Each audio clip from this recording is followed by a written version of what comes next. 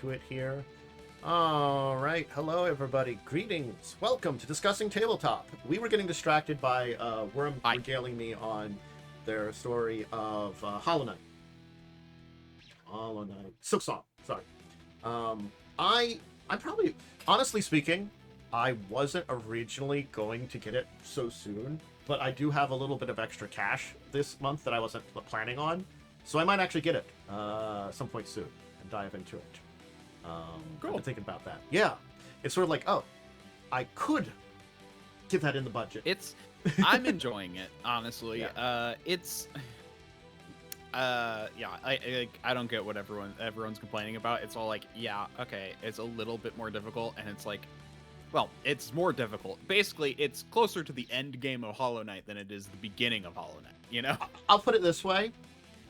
I remember back in the, again, this is like early 90s, renting games from the place.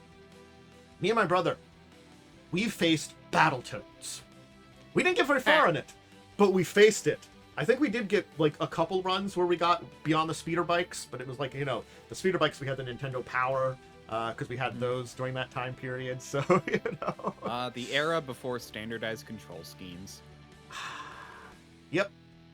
So, this is nothing. This is nothing. You go play some like NES, Super Nintendo games, and then enjoy it. And there are people that have. I probably should look for like other games that have that diagonal scheme and tell people about them. Anyway, so it's actually a short docket today. I looked through a lot of stuff, and it just felt like there weren't a lot of good topics other than these, and these are like okay topics this week. But we'll make it work. If it's a little short of an episode, I'm okay with that sometimes, you know. I can also go a little bit more in depth on my thing, but yeah, we can kind of we've got a couple places where we could side tangent a little bit though too. I guess we can start out with, and these are both, I guess, follow-ups to the previous week. We talked a little bit last week about the problems with Vivi and Agatha's Cauldron. Yes. So, Wizards isn't doing anything emergency technically, but what they're doing is they're moving up their next band announcement by half a month. And that doesn't sound like a lot, but when they keep it to a schedule, when this is like not emergency, but they're actually saying we're going to be doing more announcements like this, which is actually also smart because you're putting out more products. I'm sorry, I forgot I had to make this a little less than max. Let me do it to the other page sometimes. Is that my phone? No, that's not the right page. This one. There we go. That should block then. So, again, expect the beginning of November. So it's still like a month and a half away, which is quite a bit, unfortunately. But, you know, it's good that they're thinking about these things. And they are actually saying in November they will most likely ban Vivi. So this is a good thing because they're letting people know ahead of time. You know? Yep. It's sort of like, hey, we haven't decided on it, but we might. So this is the time period, like, before the if you were getting this just for the money, then sell it off now. If you're just getting it for the thing, whatever, you know. It's like, but again, bans happen, and I'm I can't believe that like, you know, people haven't been seeing stuff about what that was going to that there had to be action that was going to be taken. Yeah, I mean, to be fair, but that's the thing, is like with their standard, it's like, oh, we only ban cards after a certain period was a thing that they like kind of said previously, right? Yeah. So it's like they don't want to ban newer cards, but because they want them to be bought and used. But I totally get, like, sometimes you have to, and so I'm glad they're taking that into consideration. But my mom power deck making some friends, man. Hi, Momo. Yeah, I think it's one of these things that I'm glad they're moving up the announcement and talking about making more of these, but I feel like this is something they should be able to visit a lot more often. You know, it's very arbitrary that they're like, if you want to jump in, that's fine. Go ahead. You know, I can switch this over camera-wise. I'm okay with that. I'll do that now. You can pop in. We'll be off camera until Momo gets in here. Why can't we just have banned announcements or restricted moments every month? And I don't mean they actually have them every month. They consider them every month. You know, have it like, okay, it's the 20th. If we have any announcements this month, we'll give them out. If you don't, I think just the precedent of adding in an extra one or moving them around is not a bad thing. Like, you don't necessarily, like, I feel like that's, well, it depends. I guess Magic is, the thing is, though, if you have them, like, too frequently, you can actually get into the kind of problem where bans happen, like, too much, and things fluctuate too quickly. Hi, hello. Hi. Hi. Welcome. One of the things to look at with Magic is a lot of bans, and I think we've seen this with specifically the last wave of bans.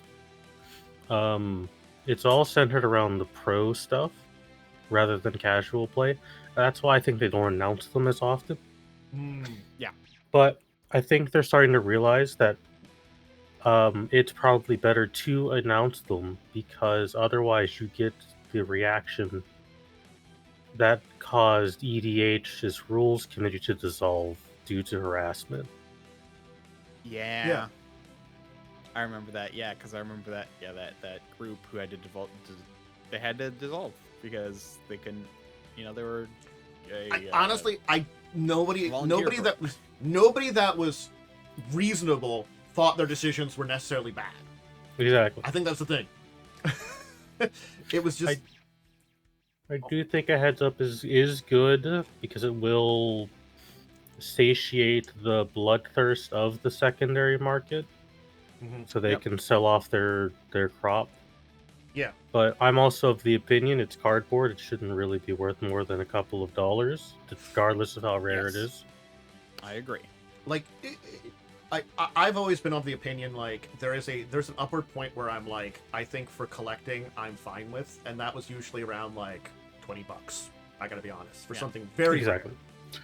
I can understand it when it's like an alpha card where there's maybe 100 or so left in existence in good condition because they're just 30 years old.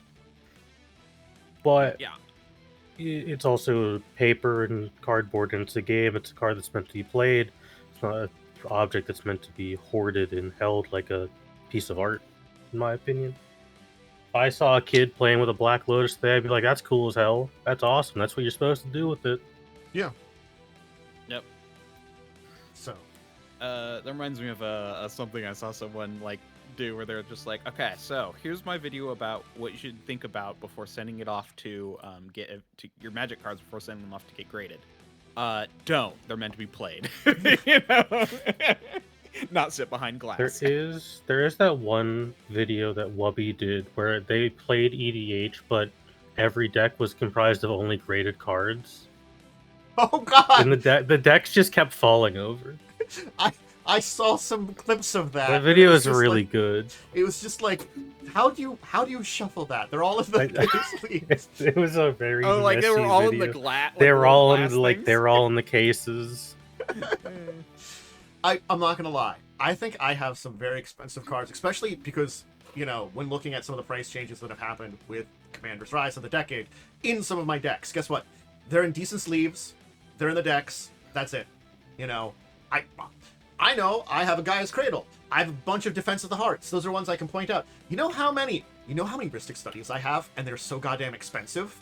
I collected so much Prophecy, and they were common. They were trash. Ristic Study is also like my favorite card. And it sucks because every time I build a deck, I'm like, well, I guess I have to add like $70 to this to buy it. So I don't have enough Ristic Studies to just build everything I want to build.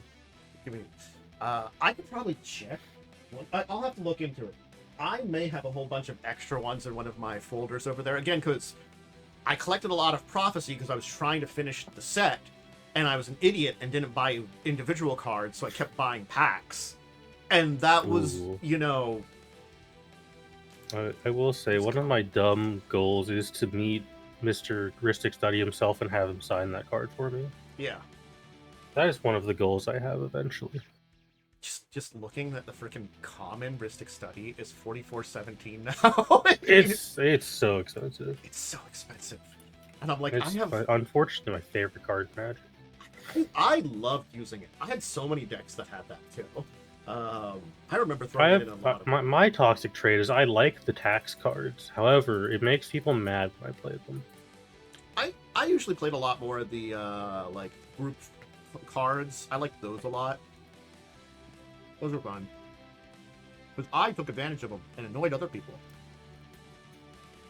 Font of Mythos. We all draw 2 extra cards.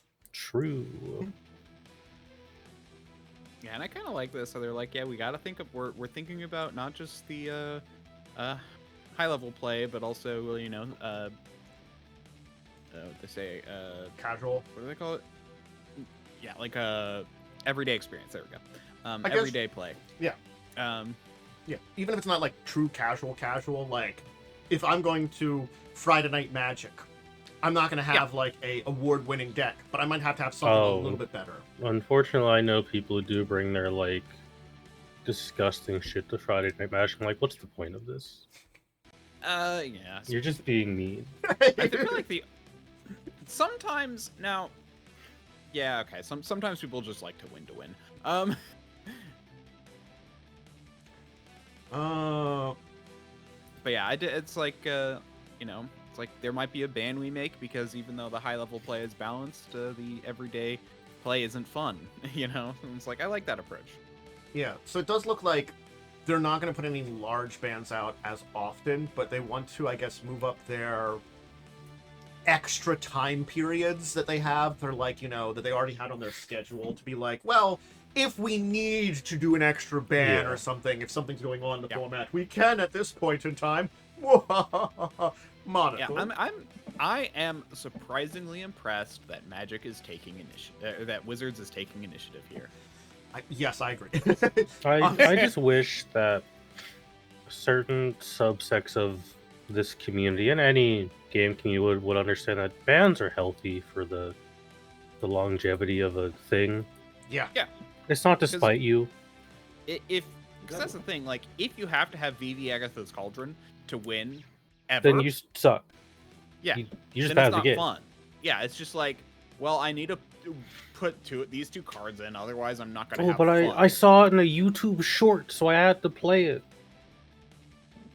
I mean, even if it's just like, I mean, yeah, but so it's just kind of like this thing where it's like, and if you're always going up against that, you then need to like, well, now I need to build a counter for this because it's everywhere, you know? Yeah. And it's just like kind of not fun. Like you don't want to build like if you have to build for a specific counter in every deck or a specific action in every deck, it kind of isn't fun. That's the average Magic Arena experience right there. I mean, hopefully, like, we'll see the deck start to disappear with this announcement, but I think it's going to be like, people might just take advantage of it, but it's like, I feel like people will take advantage of it if they already have it and they're not in the pro sphere. Because I feel like the pro sphere, seeing this, is going to begin to try to adapt itself. Because, you know... Oh, absolutely. You have to start brewing up another winning deck to replace this, and that does take a little time, you know, to come, if you don't already have a backup. So, anyway, the other thing related to Magic to talk about is, hey, we got a bunch of Spider-Man secret layers. Yay.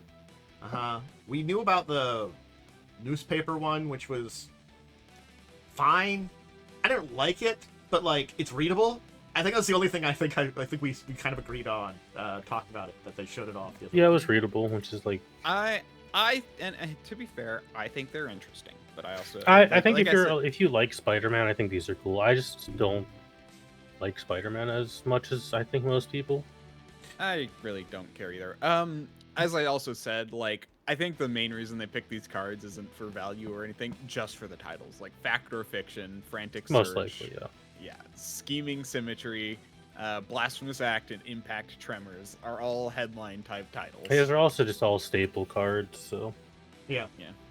makes sense to do them. People, I don't think I've seen a deck in a long time that didn't have one of these in it. Yeah. It's one of those things is like, I feel like, at very least for this one, and looking at the next one on the list here, they're ones that if you're looking for value, you're not going to get it. But if you like these cards, you might get them. Again, I'm just judging by the ones I know about. There might be some value in some of these that I don't know about. But like, I look at like the Heroic Deeds one that's next, and it's got Soul Ring, Command Tower, and Lightning Greaves. I'm like, those three are not that expensive. Like, Lightning Greaves, I think, is the most out of those, and even then, it's not bad. So it's like, I don't know about the other two. Lightning Greaves is like $5. Yeah, that's what I mean. It's like, it's got Soul a little- Ring is like less than $1 because they print it so often. and so, is, So if you're buying this, you just want the cool Soul Ring art, yeah. which is valid. That's completely valid. Yeah, if you just want the cool art, that's fine. Just, they buy it for that reason. It's not a bad reason. And then they've got lands, which at least they're 2 of every land. I They like got- them. I think they're too expensive. I agree. I honestly really like. Part of me always like every time I see their lands, I always like, man, I want to buy them. And I look at the price and I'm like, They're very no. expensive. Yeah, Again, like just give 5 of each. $60. $60. That's like. That's, Oh my god! Well, they're it's raised just, foil, It's so they just like. the raised foil for $60. Yeah, it's just raised. It's just a raised foil pack Oh, for $60. It's oh no, it's bad. wow! It's real bad. Yeah, that's $6 per card For lands. for lands. for lands, which for basic lands, which you can get a pack of lands for like, I think what they sell them in like packs of 200 for $20. Or maybe sometime. I thought it used to be like $210, but I guess my Yeah, their prices Personally- might have gone up because of Okay, inflation. here's what they really do need to make a change to their land cards when they do secret layers, because like seriously, you know what's sad is they probably sell out, which is why they keep doing it. But because I just was thinking about that, I'm like, why do they even keep doing it? Probably because Because they they sell make out. so much money. Yeah.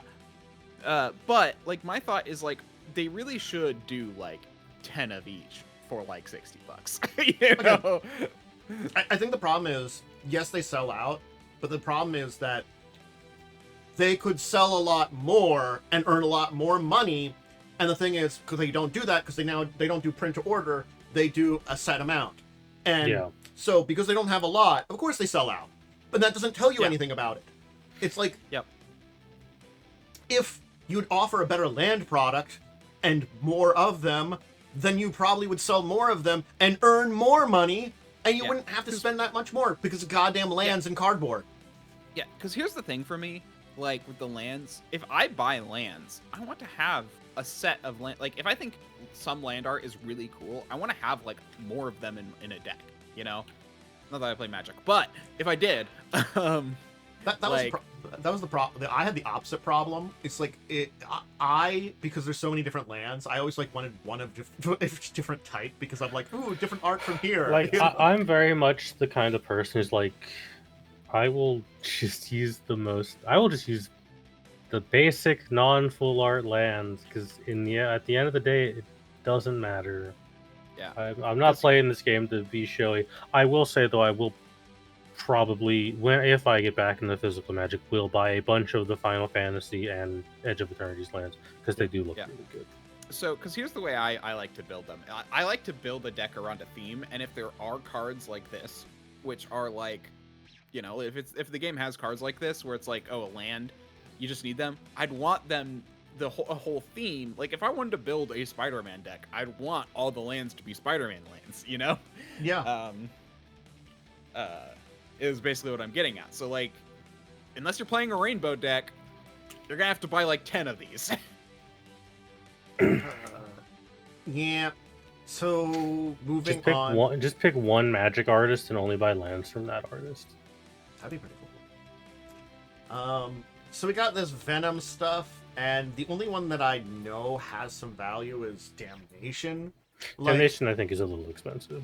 yeah, the other ones, like, I know I Surgical don't know. Extraction used to be, Dark, but I know... Dark Ritual, I think, is not that expensive. No, I think they've had enough, and it was technically uncommon back on Unlimited, so, like... It had a lot of reprintings over the years. Like, yeah. And then, like, yeah, Surgical Extraction, I knew it was expensive for a while, but I also knew the market on it dropped out after it went out of standard. I knew that. I heard about that one. I think I had one in a deck just because I owned one, rather than... Surgical Extraction is currently $2, because they reprinted it in New Phyrexia as a, like... I guess, I don't know. I don't know how you tell rarity on old cards. What the hell? Okay. Also, I want to point out. Okay, so the next thing is literally the same thing, but in black and white. Yeah, which is but interesting. It's like cooler looking. I Even though I find these cards harder to read the black and white version. I find them harder to read too. It's like I understand the reason they went for that because it is very comic booky, but Yeah, also like I think it's fine. it's It fine. also like means they're not gonna run out of these cards quite as quickly. There's two versions. Cool. Yeah. Wait a second. I kind of feel Is that. that? No, it's two different ones. So it's the exact same one as the original, except for 2 cards. I don't think Go for the Throat is that expensive, is it? Yeah, I was about to say and then I was going to talk about this one. They have 3 of the same cards as their other pack. Why? That's why. Go for the Throat is less than $1. And Deadly Disguise. I'm gonna look up this, or was it Deadly Dispute? Deadly Dispute, which I feel like is not super Also expensive. cheap. I feel like So there is 0 value in here. It's like, 100% if you like these characters. Yeah, that's the thing is, Like, if you're a big fan of Black Cat or the Crocodile Dude. Okay, I'm gonna say this now. Doc I Ock. think I'm starting to think that the reason they have so many like common cards in these, because I've started to notice they almost seem to be trending more towards common cards rather than reprints of good cards. Because I remember saying like, oh, it'd be good if they actually gave these packs value by giving cards that are more expensive. But I'm starting to feel like they want to print common cards so people want to go like, oh, I have a use for this. Certainly possible. I'm starting to feel that's True. why. Like, I'm so far out of the normal Magic sphere because I exclusively play Commander, which is a format where you can find a use case for basically any card in existence. Yeah, like this as long as is it's not like, on the banned list. Like the fact that they're literally putting out 2 different sets of secret layers, one with 3 cards in common and the other with all 5 cards in common. It makes me feel like they're trying to put out things that people will use, because then people will be like, well, I use it so I can justify buying it. I'm gonna tell you, the thing more is, people. Most of the time when you look at price, that also tells you how good a card is. Like Yes, the Venom one, Damnation is really the only one that sees a lot of plays. I'm not saying like you can't see some play in the other ones, but basically Damnation is the only one that It's a board wipe. It's a board wipe and a pretty good one. Yep. So it's like one of those things is like, yeah, the other 2 that we talked about, the 3 in common, they're basically giving us the standards of it shows up in Commander decks. Yeah. So Like yeah, and here's Damnation and Dark Ritual, you get a lot of use of in Commander. Yeah. But like, I mean, I think the idea is that yes, a lot of decks have them, but I can tell you, like, from my perspective, and I like the idea of having a unique version of something in my deck. Yeah. If I'm going to be having, like I said, actually no, like I said, if I'm going that's to be actually, I think, making what these are decks more under for. themes, if I'm going to be making decks with themes, I want to have a bunch of different versions so I can have the theme of my deck. You know what? You are right, but I think the thing is I kind of want to say is, for these here at least, where the secret layer has no value, you could probably just buy the cards individually somewhere else. Hey, Yeah. peeps in chat listeners, I have another alternative for you. You could do this wonderful thing called proxy. Which Boxing. 99% of people you will play against are fine with. Yeah, you can do that. You can buy singles. These are just better ways of doing it. Like, I don't know. I feel like it's this weird point in time. If you don't want people buying these singles for these, you really have to have at least a little bit of value. It doesn't have to, like, that's the thing is, when I look at the villainous plots, and like, I could get all these cards, a different version of them, for like $8. That's really bad. Like, if it was like $15, $20, it would be much more understandable, you know, because then you have special art. But it's sort of like, it is really cheap for that one. Like, that's why it's like that one feels more egregious, because it's so low in comparison to the value, you know, that you're paying for. The only secret layers I've ever personally been interested in are the ones where they like, here's a card that's mechanically unique. Like the Sonic one, which I still hate on principle because it's Sonic. But those are mechanically unique, so I can justify that purchase. Not that I'll ever buy them because the website doesn't work. Yeah. And they sell out within like 20 minutes. Mm-hmm. But that's more justifiable than like, for me, like 50th version of Soul Ring. I think it's also like, I mean, this has been a much more Just successful... for me personally, because I build on theme, but I'm very much a cheapskate. As someone that's, you know, collected Magic for a lot of years, here's the thing. Wizards has done product lines that end up like this. They've done it before. But the problem is sort of like, I feel like this one is lasting a little bit longer for the egregiousness, just because they're taking advantage of FOMO a lot more than they ever did. Yeah. But they have had and I think premium things like this that haven't had value. Oh, absolutely. And I want to make a point. I said that, man, I really I like something like this. Oh man, they're clearly going to people who are trying to build the deck around a theme. And then I also mentioned, like, with the land cards, man, if I were wanting to build the deck around a theme, this is a terrible way to do it. Oh yeah, it would suck. And so it's very clear that that's not quite what they're... now I'm like looking at it, yeah, it's not quite what they're doing. I literally think they're just trying to push FOMO and making a bunch of things for like collectors. Look, I'm not gonna like judge people. I may or may not have purchased a Hatsune Miku secret lair just to have them. Because I like Hatsune Miku. I'm not gonna lie, there probably would have been secret layers. Are they cards I will ever play? No, because they're in Japanese. I cannot read Japanese. And in the end, that's kind of what they shoot these for. I literally bought a, back in the day, a dual decks that I already owned, because it was I think it was Jace vs. Lalana dual deck, and it had anime versions of both of them as the cards, and I wanted those. And I already owned it, but all the cards in that one were in Japanese. So it does help. I did kind of justify the purchase because it does have the Miku font of Pop, which is just that one angel lady from New Capenna who is really cool. I think it's Font of Hope, whatever she does, she's really cool. Yeah. And here's the I thing. use her a lot in my decks. I'm not gonna lie. There have been secret layers that if I had the like extra spending cash, I would get. But the thing is, like, I'm not gonna lie, there are things that I would rather purchase first before I look at secret layers. Oh, like, absolutely.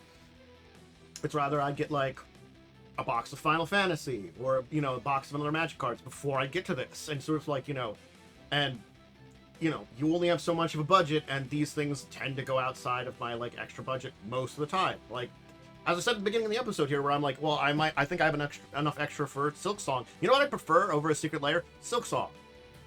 You know? Absolutely.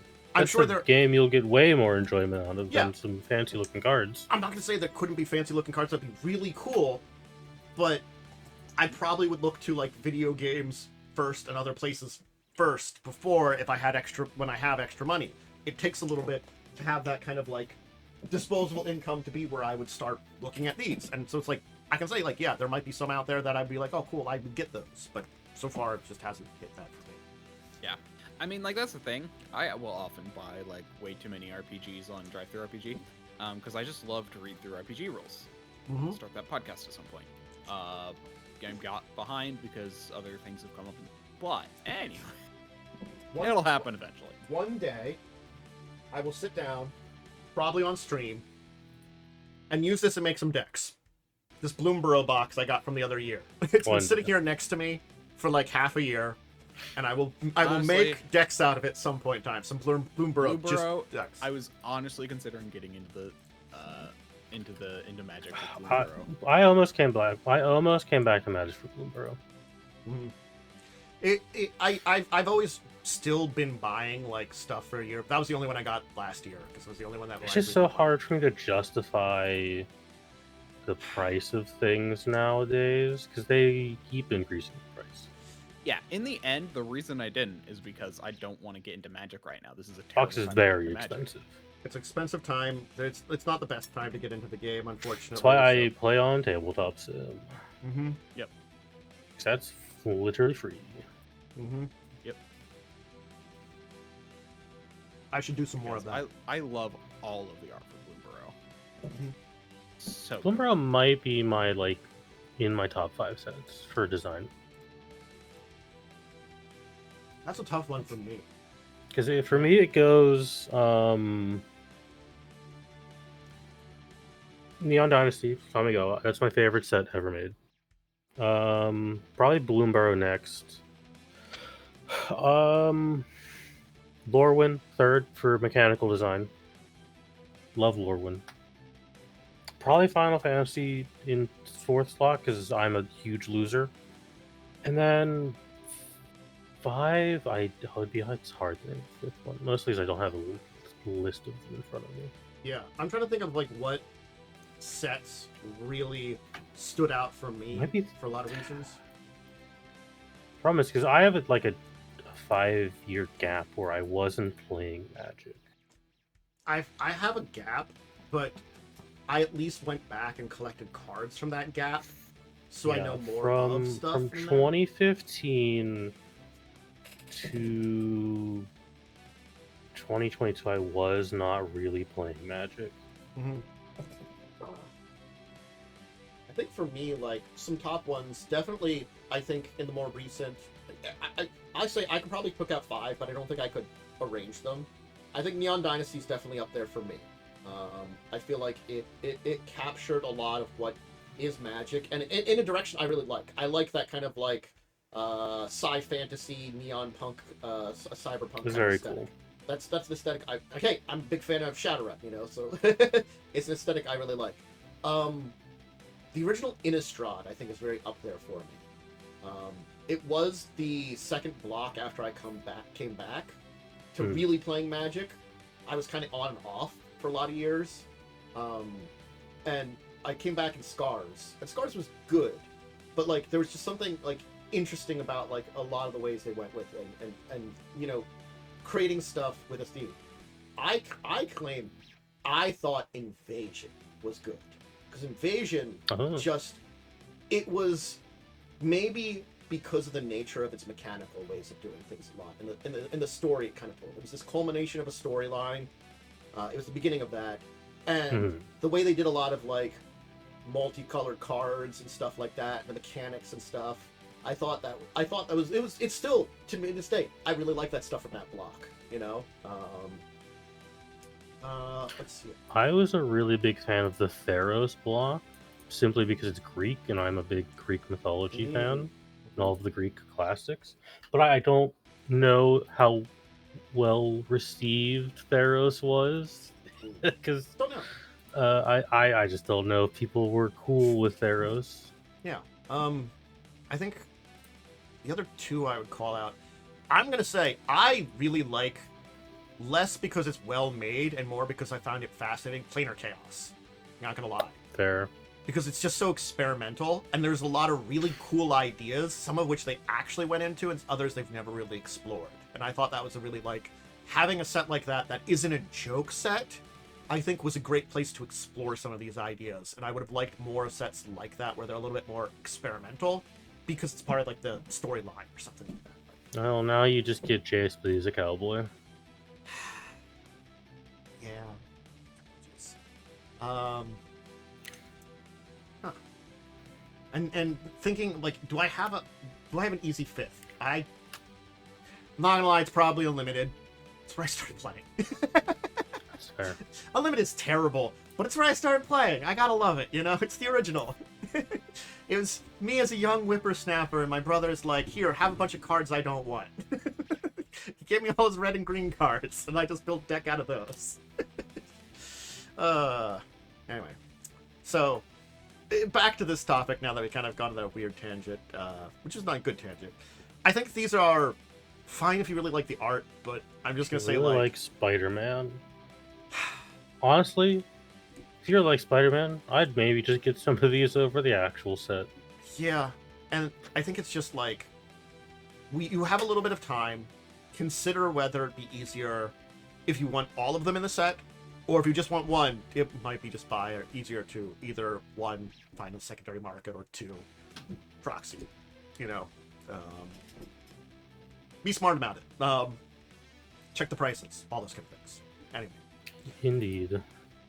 So, we should continue on, now that we dove into that a little bit, and we'll talk for a little minute here about Werewolf the Apocalypse 5th edition, because, hey, they've got a book called Wyrmtiide coming out, and also a game gift and right deck accessory.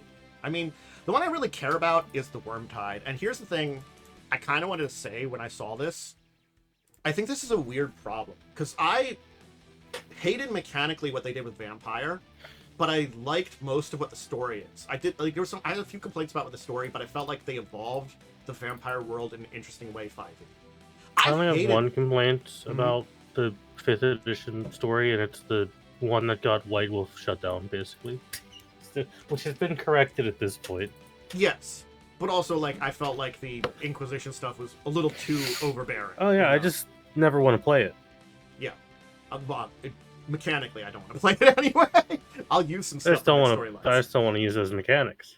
Yeah, those mechanics suck. For Werewolf 5th edition? Werewolf 5th edition is a lot more Werewolf the Forsaken than Werewolf the Apocalypse. Cool. I honestly prefer Werewolf the Forsaken to Werewolf the Apocalypse. Well, Here's the cool thing about Werewolf. I know nothing about it except I've looked at the rules and I'm like, I don't want to play this. It's the thing that, like, I think if they had just made it a new Forsaken, I would have been better than them being like, it's Apocalypse, but we're treating it mechanically and story-wise a lot more like Forsaken. It's sort of like this weird bastardization between them. Yeah, it's kind of a weird bastardization between stuff they did with Forsaken and the kind of original storyline of Werewolf, and it's weird and changed enough that I'm like, I don't know how to easily include it in if you're like upgrading your game. You really couldn't. I haven't looked as deep mechanically into it, so I don't know if there's some choice changes there. But the thing that I've been liking more is they have been expanding things out and including more stuff and upgrading some things here and there that are good. It's the thing is, like, from their initial sources, they have been doing some good stuff and good lore, but the problem is you're starting from a place where I don't like, so it's kind of like a weird place to be at, you know? So I don't know. I like Vampire and Mage a lot. Well, I never did a lot of Mage just because it's a complex mess, but I like it better, you know, story-wise than I liked Werewolf. But Werewolf is fun. I've played it a few times.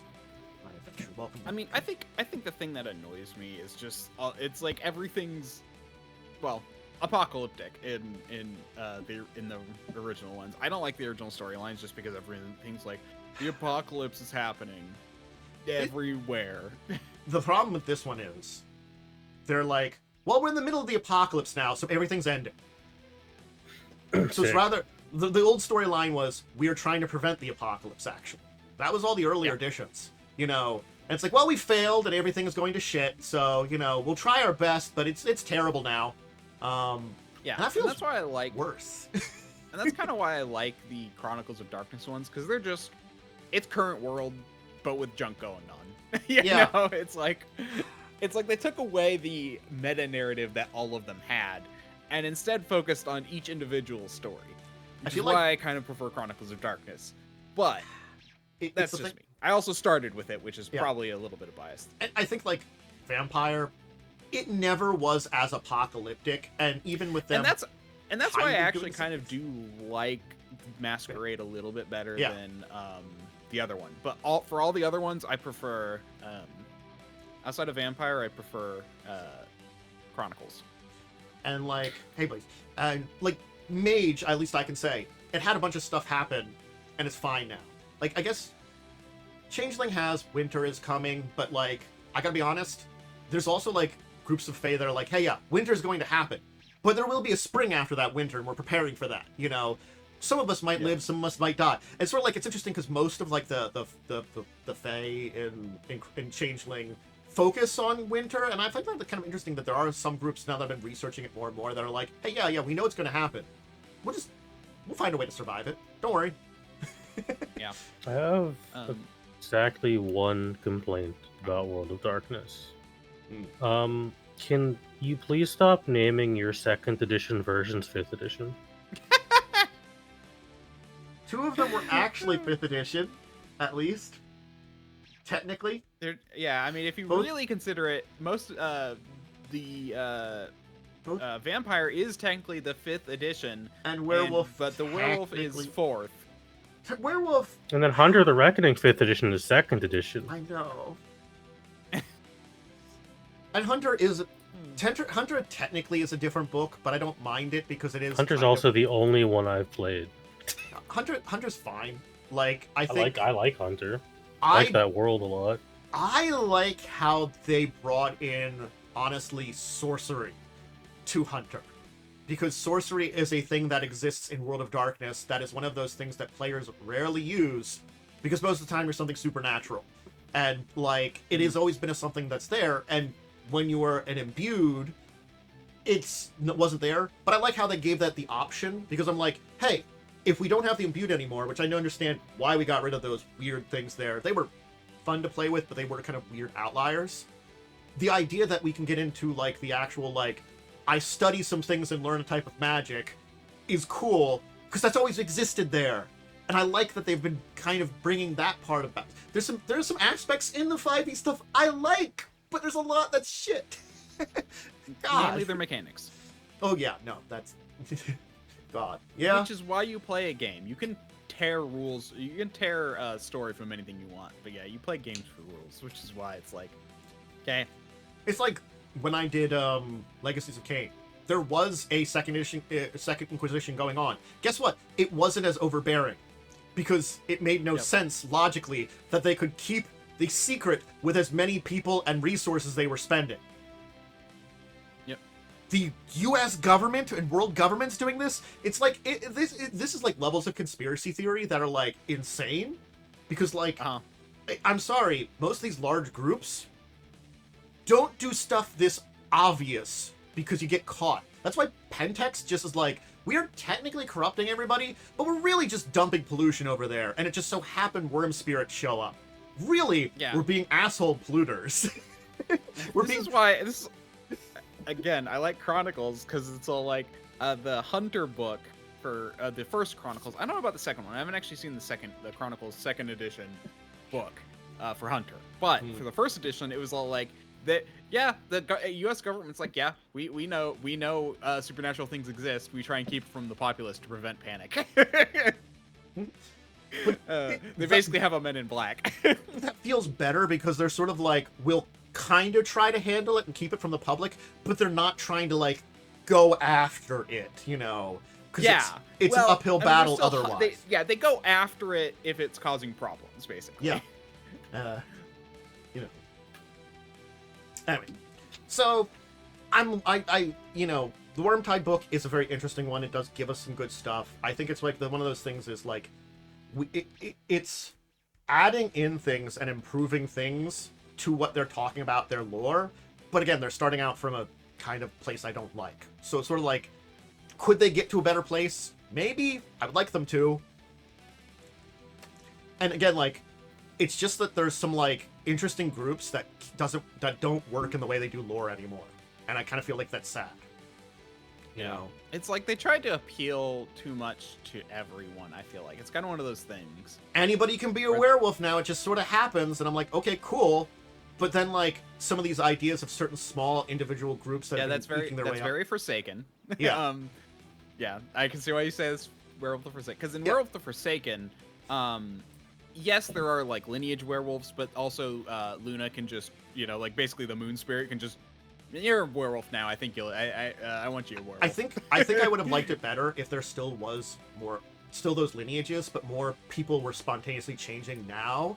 Maybe as respect to, like, the apocalypse beginning, so it would be less depressing, and it's sort of like there's this raising of forces that's growing in the werewolf community to try to, like, fight this thing and a final bastion of it. So yes, you're getting these new people that aren't connected to the lineages, but you still have these lineages, because guess what? We be screwing a lot. You know, the possibility of you having, like, a random ancestor that could have been a werewolf actually exists. And, you know, if, you know, because there used to be, like, this tie, there's like, oh, hey, you're tied to this person, they're your distant ancestor. Your 100th ancestor, you know, happened to be a werewolf. I can understand that a little bit more, but they don't, like, talk about that and explain, like, bloodlines and have them connected. There's a lot that they could do better, I think, and they don't. I'm getting distracted by this. Let's I mean, in Chronicles, if people just didn't go to the moon and bring back space spirits, then she wouldn't have to be, you know, helping, you know, turning more people into werewolves to help fight off these spirits from outer space. Honestly, I really like that. That's the best explanation of Forsaken I have ever heard. I mean that quite literally. That's the best one I've ever heard. I find that hilarious. All right, so we can pop on. The IPG, the Independent Publishing Group, which again is mostly comics, graphic novels, and manga, but also RPGs, is changing from a just publisher to a direct marketer also. So, hey, guess what? This entire thing that's been happening with this one company that we'll be talking about briefly in a minute or two, in a little bit here, you know, it's kind of caused some people to be like, well, I guess we got to take care of it ourselves now so we don't get into trouble again or like everybody else. Yeah. So, yeah. Granted, most of their stuff really isn't RPGs, but this is a group that does some RPG books, so that's why I kind of wanted to mention that it definitely fits with what's going on here. And, yeah. So it'd be interesting to see how this will affect some prices, the market, things like that. Yeah. Cutting out a little bit of middleman. Diamond was like almost a monopoly. Like they weren't a monopoly, but they had like a very big hold of just the popular market. And so yeah, it makes sense that like they're dissolving and everyone's like, well, I guess we have to do this ourselves now. it just is when you say that, I'm like, they had to screw up so badly with that hold they had on the market. So badly. Yeah. I mean, it sounds like the biggest issue they had is that they like no one was doing their books. Like they maybe had one person doing all of their books is what it sounded like. It's a interesting mess. So anyway, that's an interesting little thing there, and yeah, it's interesting to see that. But hey, let's speak about Diamond a little bit here. So first thing off is, hey, they have filed 31 different proceedings because apparently for them trying to seize the consignment inventory, they have to go against each of the persons they're trying to do that for. Separately. Not as a group. Wow. Separately. Godspeed. Yeah. Which is going to be so expensively legalistically. They already apparently spent over $1 million in July on legal fees. $1 million on legal fees. That is insane. But yeah, I can understand why when they have to do this, 31 different filings. I mean, part of me is just like, where is this money coming from? They're bankrupt. Everything they sold to Sparkle Pop. Yeah, I know. I mean, I got that. I got they basically sold a bunch of stuff to Sparkle Pop, but it's like some of that was consignment inventories. Yeah, it is. It is definitely one of those things. It's like, yes, how are they paying for a lot of this? It Like, is we sold off a bunch of stuff to fight so we could sell off more stuff. It's yeah. I just it just kind of feels insane a little bit that this entire thing, how it's been spiraling in insanity. But it's continuing.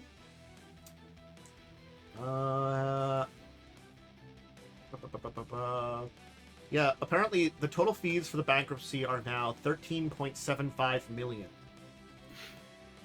Again, that sounds like a lot, but we don't know how much they sold things to Sparklepot for, and we don't know. You aren't necessarily completely out of money when you go bankrupt. You just can't pay the bills, so they might have had enough kind of left over to pay some of this. Yeah, I mean, so bankruptcy has certain things to it. I know you don't, like, there's certain types. There's a type of bankruptcy where you are completely out of money. But then there's like a type of bankruptcy where it's all like you over projected what you were going to do, and now you're gonna and now you like lost a bunch of money, and now you are filing for bankruptcy to try and prevent that loss from being as bad as it was, or something. Like, I don't understand this at all, despite being in like the accounting department of my company.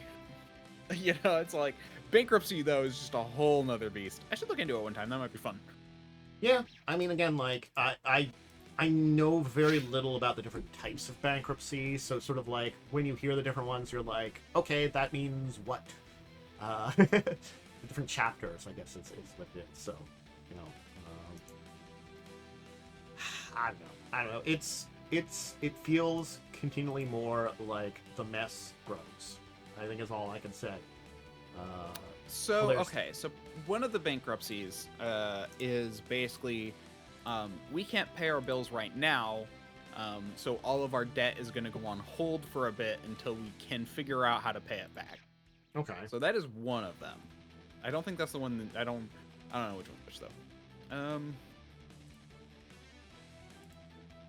We'd have to look into. Yeah. I know we talked about how they were with some of the problems they were having. 7. They could have been going to. I think that's chapter 7, and we were talking about how they, with their problems, might hit. Was it chapter 11, which is the really bad one? I think. Yeah. Let me just. Bank. Because chapter 7, chapter 11, and chapter 13, I think are like the most common ones.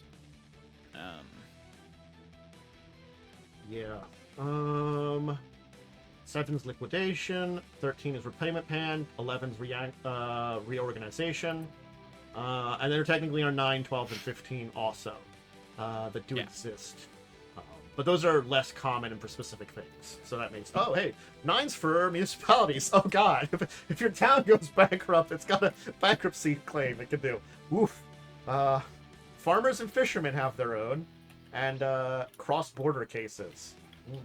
I guess if you're technically out of multiple places, rather than just one state or location that you're escrow at. Yeah. Interesting. So yeah. Oh, I guess they're probably on either... I'm guessing they're on 11 and don't want to go to 7. Right. Okay, yeah, because reorganization is the one where you're basically allowed to... That's the one I was talking about. Okay. Yeah. Is where it's like, basically like, okay, we're going to renegotiate with all of our debtors to create a payment plan for all of our stuff. So they're not actually going away. They're just... And Liquid, they can still sell off their stuff as part of it, but they're not like... They don't have to as part of chapter 11. Yeah. Chapter 7, is where it's like, nope, you have to sell stuff until you've paid off your debt.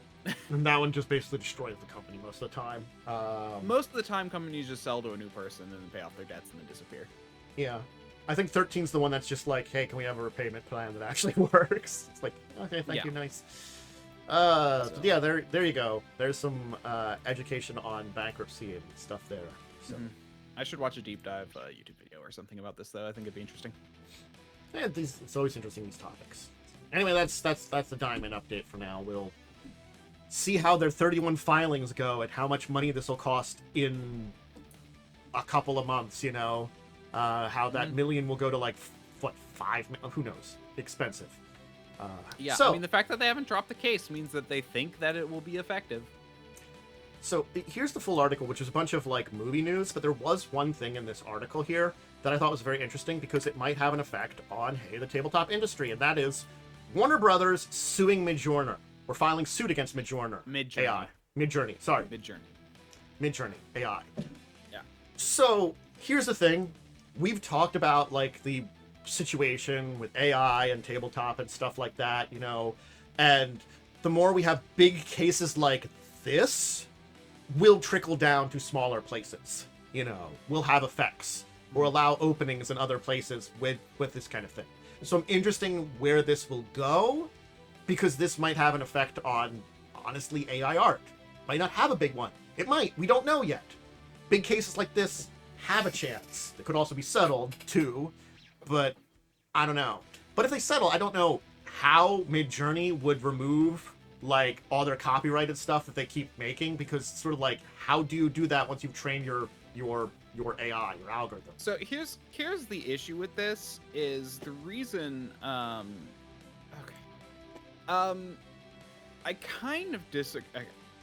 So here's the thing that bothers me is they're not being sued for stealing art to train their systems. They're being sued for the images being output being too similar to what the actual images are, which is just stupid to me. Well, that's actually how copyright law works. Yeah. I mean, I know, but they're it's how the system works, but it also is kind of dumb. Yes, I understand. They are getting basically what they kind of deserve. Honestly, they should have saw this coming when they started making this stuff. And the fact they didn't is on them. Yeah, I kind of like Midjourney. To be fair, I actually I was subscribing them for a while. I recently stopped because their price like just kept going up exponentially, probably to pay for their lawsuits. It's the thing that like there is uses and places for some of these things, but it's kind of like that agreement of like,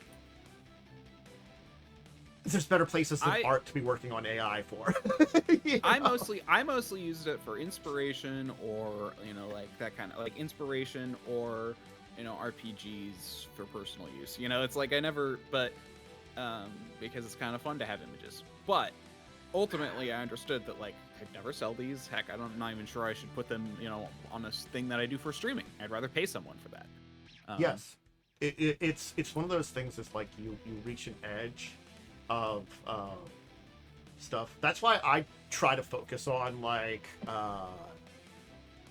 I try to focus on images that are from like a publisher a lot of times, because I'm like, yes, I do a lot of those kind of images, and I'm gonna say like I kind of have this blanket statement of like, support the company and the artists that work for that company. That's the kind of blanket statement. That's kind of like where a lot of the art I tend to use in RPGs and my videos come from, because it's sort of like, but that's where it's an uphill battle to find that kind of stuff, and it's kind of becoming more and more of a mess. And like we talked about this a little bit, and it's sort of like, I would like it not to be a mess, and maybe if stuff like this can help on that, I don't know. It's just like, it's a weird point to be in for a lot of stuff. And so yeah, and here's the thing that kind of just doesn't make sense to me is that like Midjourney is the one creating these.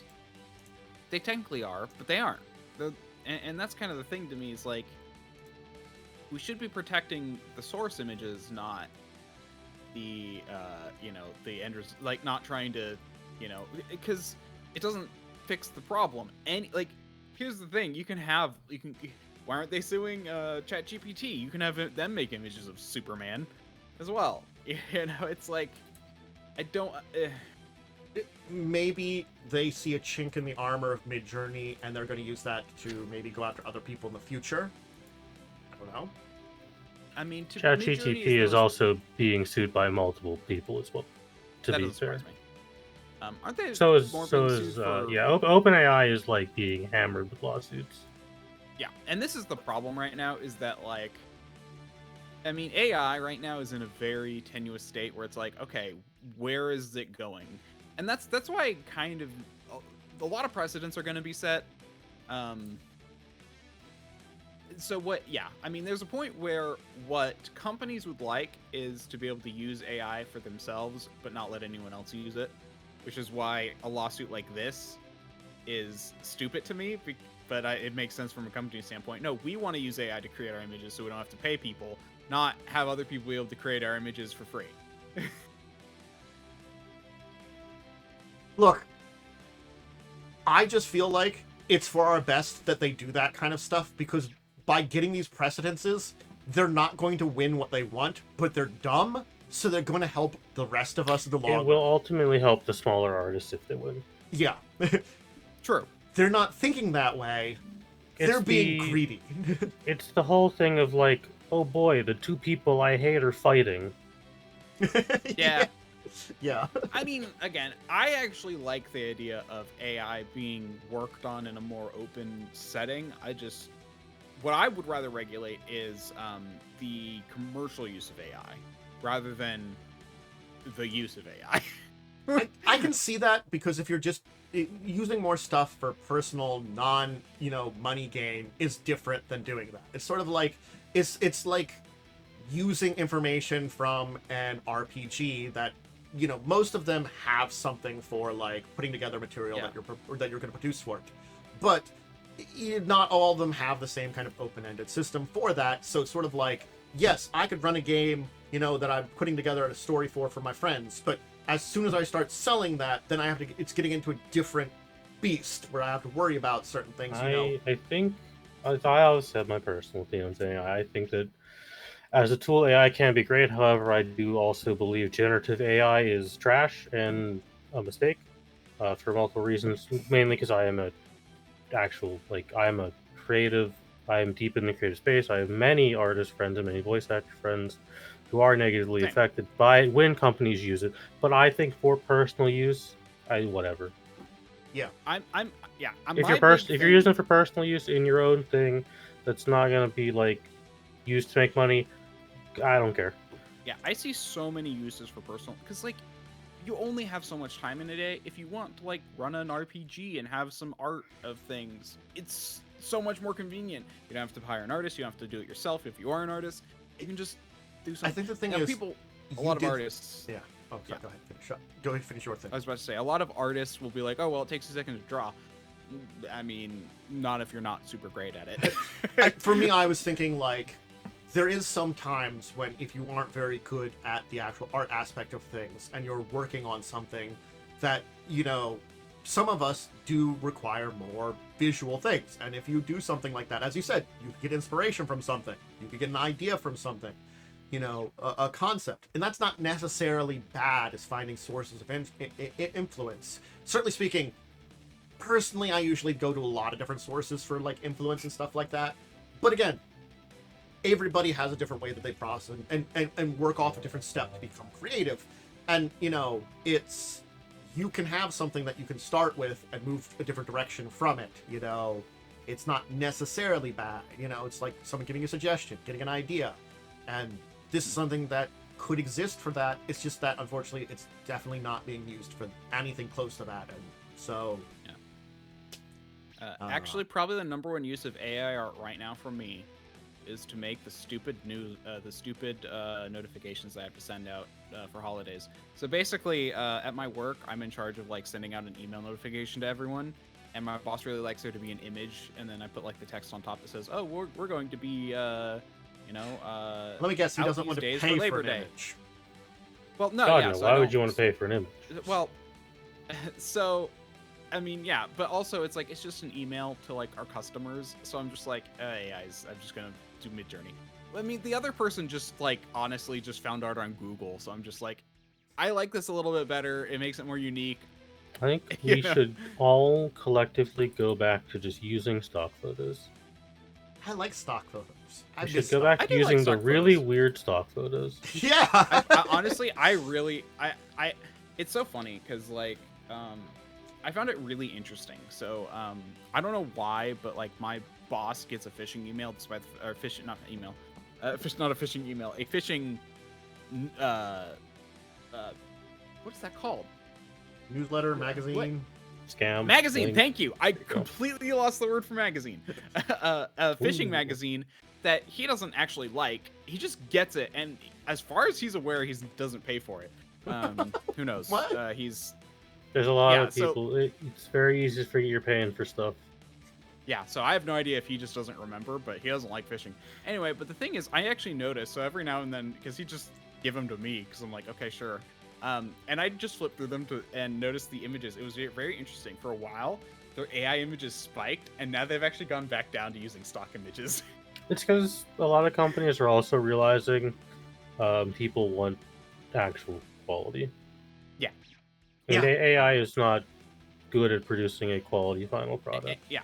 And that's the thing, and that's the thing that I actually hate the most about AI right now is when I go and buy a product with an image on it, I have to look so carefully at it because I'm like, oh, nope, that dragon has 3 legs. I've straight up refused to buy games that I like because the devs have left AI assets in. Yeah. Interesting. The Altars was a big one. They left AI generated text in the game. I believe it's since been removed, but I'm like, you should have probably got rid of that before you put it up for sale, buddy. You know, it's like, Yeah. even if you're doing something as a placeholder before art shows up, just like actually have the art show up. You know, it's like you. Well, sometimes it's like that's the whole point of a placeholder. My thought though is you can have you can use stock images for placeholders. Yeah, that's also a thing you can do. Like you don't have to generate something like AI for it. You could just be like, Because have if it's something like weird. halfway decent, you're more likely to actually forget That's They, true. Wow. to Yeah. take it out. A recent, this is still on topic, but a recent AI controversy is the Tomb Raider remasters of the original games did they use were caught using AI generated voice actors instead of bringing back the old voice actors for the different language versions. Oh, for the different language Yeah. versions. Oh. And there's a big lawsuit about it in France currently. Wow. I like Now, that's the thing is I'd seen when those came out, but like I only heard people playing the English shit or whatever. So Yeah, a lot of the other language versions, they didn't go and grab the voice actors to redo lines. They just used an AI voice program for it. Yeah, that's honestly, in my opinion, one of the most egregious is like videos of actual people or voices of actual people. Because at that point, you should be paying them to use their voice. Yeah, I'm of the opinion AI art will never replace actual artists, but voice actors are the ones who are at the biggest risk. Yes. It's- I actually think AI could replace art. Well, actually, that's the thing. I don't think AI will ever replace art because I don't think it'll ever be detailed and or it'll ever be capable enough to give you exactly what you want, whereas an artist can.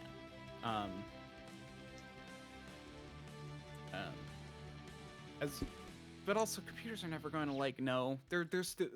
People are always like, oh, these computers that can say this thing. Oh gosh, okay, so my parents like to watch 60 Minutes, and when OpenAI and ChatGPT first came out, they did a big scare piece about like how AI is like sentient because it sounds like it is. It was so weird and so stupid. I think it's the problem calling it AI because it really isn't AI. Not with how It's we algorithms. It's algorithms, yeah. But that doesn't sound as fancy as AI, artificial intelligence. It's not even as though- fancy of a buzzword to sell to investors. Yeah, Yeah. I think that's the point. It's a buzzword, and the buzzword leads down bad directions. Oh my god. Because there's a huge problem. Because I do still have ties in the game industry. I used to be a games journalist. Fun fact. It's a huge problem right now when talking about actual video game AI. A lot of people will conflate that with generative AI. It's actually a really big problem when the terminology is a talking point right now in the games industry. Honestly, I saw a really cool game which is trying to use generative AI for its game. It was really cool. It was a really cool concept. Will it ever go anywhere? Who knows? I'm not sure it'll ever be good enough. But it was like the idea was that like you actually talked into your microphone and they would give actual responses using AI. Oh, I see what And you're I'm like- saying. Okay. I see what you mean. It was meant to. So It was like, meant to that it'd be a unique thing on itself, using the generative algorithm to play off of you. like they were basically the idea was, and it's all I saw was like an experimental test of this, but like the idea was they would give the AI what the character would know, and when you talk to that character, they would like respond only with what they know, you know, but like it'd be unique based off the questions you asked. And I'm like, that's a cool use of AI, you know, like that's I think where we need to go with it. That's an interesting. That's also not a new concept. To be fair, No, that's been a thing for a while. It's only getting better. Yeah, it's not entirely new, but it's reached a point where it can kind of actually happen. It's effectively just like, hey, we're doing what text-based games were doing in the 70s and 80s, but it's more randomized. And I likely using a closed system. Yep. Anyway, it's just something that I saw where I'm like, this is the thing where it's like, AI's cool. There's a lot of uses. We don't know them all yet. I mean, I still think, you know, the whole idea of like a personal assistant is still something that might happen at some point. You know, like that's where we want it to go. But right now, we're just making, my favorite meme was like, you know, people work what we thought AI would be, and it's like, you know, it showed like a robot like digging, and then a person painting, and or an AR world would be, and then the other one was like what an AR world actually is, and it shows a person digging and a robot painting. You're not wrong, and that's terrible. That's One not of my wrong. favorite, one of my favorite dumb, I get like tangentially AI related things is there was a video last year, I think, where a Postmates car and a Waymo kept crashing into each other because they didn't know where to go. They didn't know how to get past each other. It was very funny. Postmates car and a what? And a Waymo, which is like the self-driving taxi. Oh, okay. And it made me think, like, what if we do invent like an actual thinking AI, and it's just really stupid? It's just an idiot. Well, that's the thing. If we do, And then we're just invent like, something that God, could why actually did we do think, it this? would be. It's It just the would biggest start out very idiot stupid. imaginable. Anyway. Everyone's like, oh, it'll be Skynet. No, I think it'll legitimately be an actual idiot and not be able to think properly. The thing is, it's like, And then it'll be alive for like 3 days and become a Nazi. Yeah. Could we get to a Skynet point in time in technology-wise? Sure. Are we anywhere Probably near not. that? Hell no. That's the thing. I think it's the problem. We are so far away from anything that resembles that. So far away. So it's sort of like the threat isn't like not there, but it's sort of like we're just not going in that direction either when it comes to a lot of this stuff. So I don't know. It's a mess. Well, we'll see how this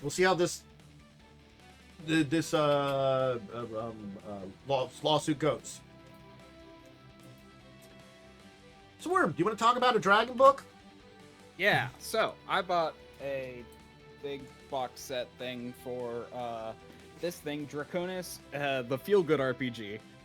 Which is the whole idea that they put in here was that like, oh, it's you know, we're including rules to make it more you know, passive. You know, you're not gonna have to fight a bunch. And I'm like, oh, that sounds really. This honestly, yes, dragons. That's part of why I bought it. But the other part was because I'm like, I'm curious how they're going to do this because D&D is generally a combat-centric game. How are they going to make this both interesting and like peaceful? Yeah. I think that's one of those things. It is taking a fantasy route into, like, certainly speaking, other genres go to little or no combat a lot better. I think, you know. Yes. You can No, and definitely. D&D is built to be a combat game. That's the thing that Yeah, I was like, okay, so- I'm curious how this. In the end, I'm actually pretty disappointed. Although, I need to show you guys this. I love this. It's the pigeon. It's the pigeon dragon. It's adorable. Anyway, I just thought that thing was super stupid and silly. I loved it. But yeah, in the end, though, I'm very disappointed with where they went. Basically, they added something called the wound threshold, which basically, if you take damage over that, you get a wound. So basically, it's adding in like whether it's like you lose, and it could be like a small penalty to speed, or a penalty to or an level of exhaustion or something like that. So the idea is if you take more than a certain amount of damage in one hit, and then it says, okay, once things have been wounded, they generally will stop fighting. So the idea isn't really so much that like there's no combat, but that combat kind of resolves more quickly. It's not the main focus, which is okay, but it's not quite where I thought they were going to go with it. And the idea is also like, generally, if you do reduce someone to 0 hit points, you actually have the option, instead of just, non-lethal or instead of just non-lethal or, what's the other, lethal. Instead, you can like, the idea is like you can choose to, where was it? Anyway, it's basically, I remember there was like a few options. Like you can choose to, choosing victory. So you can choose when you would drop someone to 0 hit points. If the opponent was to want, like you can do let them flee, capture them, or you can kill them. So it's like they give you options, and they said, do remember that most things will let you live. Like if they were to kill you. So it's interesting. It's just not as robust as I thought it'd be. Like there's something there, but not a lot of it. Yeah, it's basically just D&D, but more friendly. It's still way too it's still just there's still a lot of fights and stuff. Not a lot of fights, but they also do have a whole research mechanic where it's like part of the whole thing. So the whole thing is actually an adventure. In fact, that's actually the most annoying thing about it, is that it's an adventure, and they disperse in these rules as they become relevant. So like when you have your first combat is when they talk about wounding and stuff, and I'm like, okay. And then like you want to find out another, like the research mechanics that they have for like researching dragons, and they have that in a completely separate place. So it's like, they do have cool mechanics for like, researching and befriending dragons and stuff, or whatever. Because the whole idea is that like you're trying to figure out about this like evil taint thing that's causing the dragons to be sick or aggressive or something like that. So it's more of a research focus, but sometimes you might get into a fight, So they do have things about that, but anyway, it's cool. I just don't think it's like as robust as I was thinking based on the way they kind of described it on their Kickstarter page. Gotcha. So it's not like super, yeah. Anyway, otherwise though, I think it's really good. I bought the whole box set for running the adventure. Okay. That's what that all was. But the rest of it are just like handouts and stuff like that. Also, they really baby you. That's the other thing too. Like they like over explain like the like they're like, okay, remember you can use the hide action to do. I'm like, yeah, okay, I know how D&D works. Oof. So, but anyway, that's kind of my thing. Yeah, Kickstarters are. I like it. And I actually think I might use like those kind of like alternative battle ending things in the future. It's actually kind of a neat idea to basically be like, okay, you can choose to let someone run, like instead of having to do this whole thing where it's like they flee when they're at a certain point of health. It's like, okay, I like the idea of just, instead of like you can choose to just let something run away if you're, as like the battle finisher, Mm-hmm. It's also worked because that's the thing. A lot of the dragons in this are like wild animals, so it's like, it's like it's not, the idea isn't to kill the dragon. It's if it goes to fight you, it might want to run away if it gets hurt. Yeah. Because that way you can take advantage of the full health bar and the full fight without, and that's why I kind of like the idea of it. But I just don't think it's as complex as I thought they were going to make it. Gotcha. I get what you're saying. Yeah, but not that they don't have good ideas. It's just, and not something I won't use. It's just, okay, this is a lot more straightforward than I thought it was going to be. I thought the whole idea was going to be like no fights, not non-deadly fights, Interesting.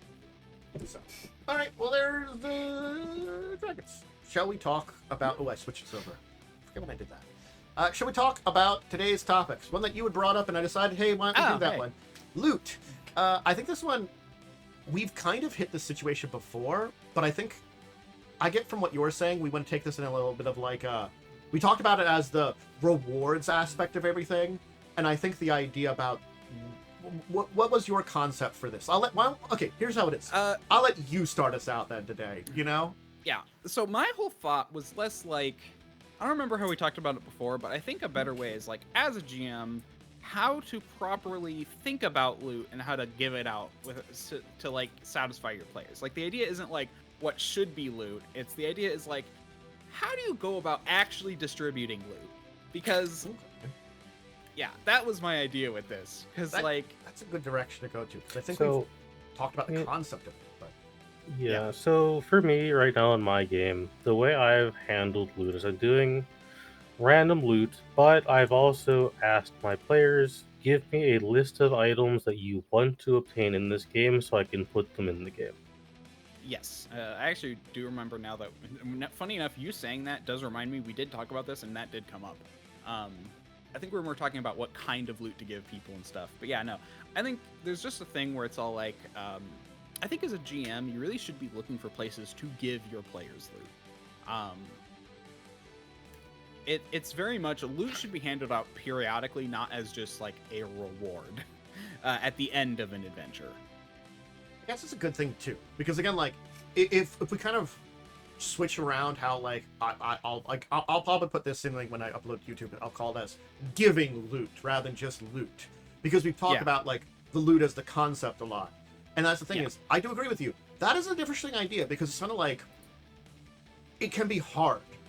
Like when I think about it, I'm like the story I've been telling, I've been trying to give stuff here and there, but there's not like a lot of good moments a lot of times to give you guys monetarily, well, even less monetarily, give you rewards beyond the normal like good job pat on the back, you know?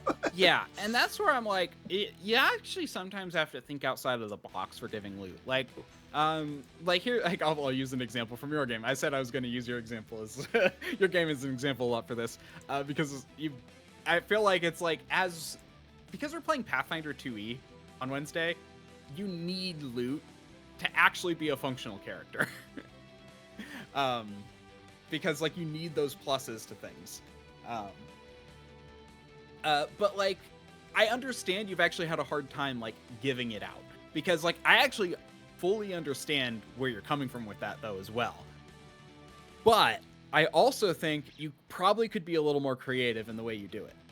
For example, perhaps like, you know, let's say after we got the people out of the town, maybe you could have had it so those people could have given us some of their personal possessions they saved. Like, oh, here's a sword for my husband who died when fleeing, you know? I can see that, yeah.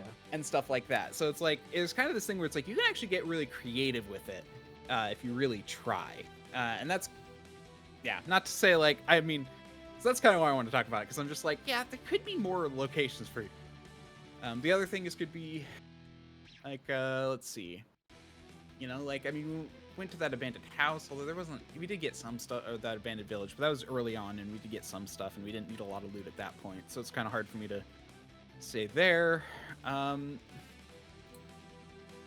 Yeah, I feel like, and I think what's hard, I'm trying, oh yeah, like you could have also had it been like we had another way. I thought like, oh, because that's part of me where I've just been like thinking, where could Tantus have given us more loot? Because I feel like it's been light, but I feel like you've been restricted to feeling like it needs to be a reward, but it doesn't necessarily have to be a reward. Like for example, when we were exploring the goblin camp, or to like try and cross it, you could have had us spot like a good looking sword, you know, and we could have stolen it or something at that point.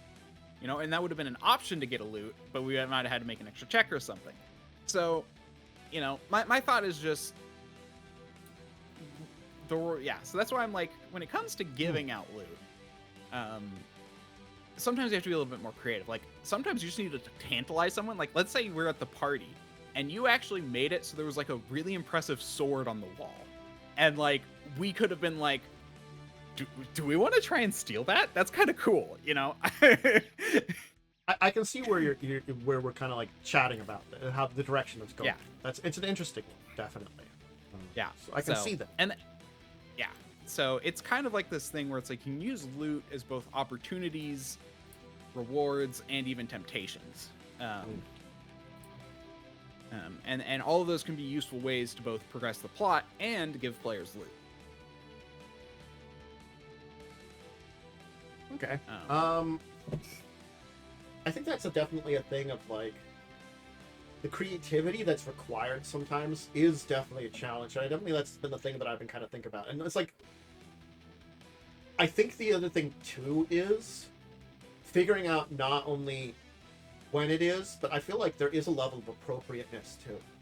Like, I feel like, certainly speaking, I probably could have given rewards with the people, but like, I gotta say, probably would have been just money. That's the thing about like the people. For it to logically make sense, because most of the equipment's probably left behind to fight with the people that stayed behind.